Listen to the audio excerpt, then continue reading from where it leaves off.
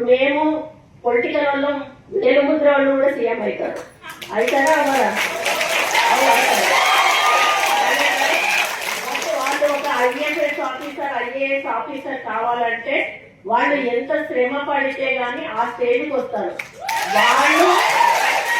వాళ్ళు మా ముందు నిల్చొని నేను చెప్పింది వాళ్ళు వినాలి. అంటే రాజ్యాంగం రాసింది, అది మనం ఏం చెయ్యలేము. దీన్ని విమర్శగా తీసుకోవద్దు దయచేసి, దీన్ని ఎక్స్పోజ్ కూడా చేయొద్దు. నా మనసులో ఉన్న అభిప్రాయాన్ని నేను చెప్తా ఉన్నాను.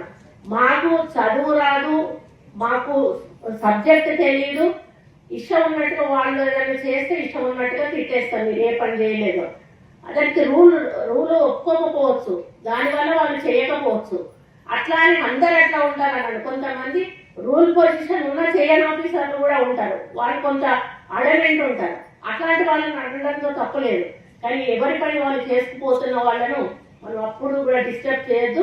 మనం రూల్స్ ప్రకారం వెళ్ళాలి అని చెప్పి మరి ఎప్పుడు కూడా నేను సపోర్ట్ చేస్తాను. ఎందుకంటే మా నాన్న ఇంజనీర్ గా ఉన్నప్పుడు ఎంతో మంది కాంట్రాక్టర్స్ వచ్చి మా నాన్నని బిల్లు చేయకపోతే రోడ్డు బిల్లు తిట్టిన సందర్భాలు మేము కళ్ళారా చూసాం. కాబట్టి వాళ్ళ బాధ ఎట్లుంటుందో మాకు అర్థమవుతుంది. కాబట్టి నేను ఆఫీసర్స్ అంటే చాలా రెస్పెక్ట్ ఇస్తాను.